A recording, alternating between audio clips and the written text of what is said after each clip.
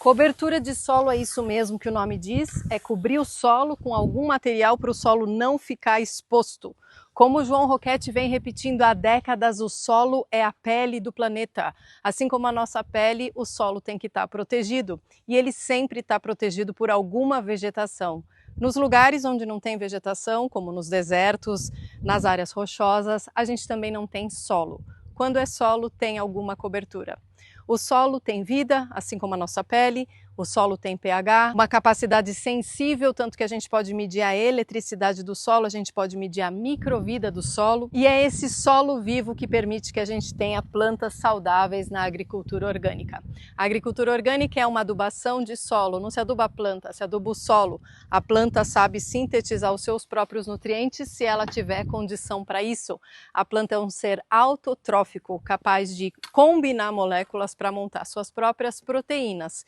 E uma das coisas que a gente pode e deve fazer é cobrir o solo com material seco, fazer a cobertura de solo. A gente também pode cobrir com material verde, fazer uma adubação verde, fazer coquetel de sementes para ter uma variedade de plantas enquanto a gente não está cultivando. E a gente pode e deve fazer cobertura com material seco, tanto para cultivar como para deixar um canteiro em espera. Quais são as vantagens da cobertura vegetal?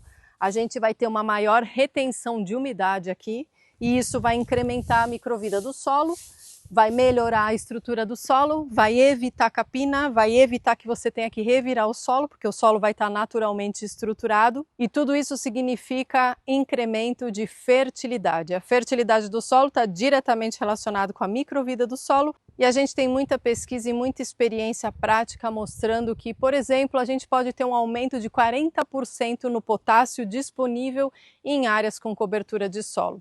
Se a gente deixar o solo descoberto, todo o intemperismo do sol batendo aqui direto, a chuva, as gotas de chuva compactam também a superfície do solo, a erosão laminar, tudo isso vai dificultando que o solo se mantenha estável, estruturado e principalmente dificulta as condições para a microvida do solo. E com uma ação simples, como colocar um material seco sobre o canteiro, a gente consegue evitar tudo isso e ainda colher vários benefícios. Você pode fazer a cobertura seca no solo com palha, poda de grama, cortou a grama, deixa secar, coloca no canteiro. Pode fazer com folhas secas também, pode fazer com serragem, pode fazer com maravalha, essas lascas maiores de madeira. Pode fazer com papelão, papelão que não tem essas colas, você pode simplesmente cobrir o solo. Pode cobrir para deixar num canteiro que está em espera e pode cobrir e cultivar na hora. No canteiro de preguiçoso, por exemplo, a gente pega qualquer área, coloca um material seco por cima, abre alguns espaços, coloca a terra e já cultiva. Aqui, como é um canteiro, a gente pode abrir a palha e já colocar mudas, já colocar sementes e colher todos esses benefícios da cobertura de solo. Não é sempre que a gente deve deixar a cobertura de solo.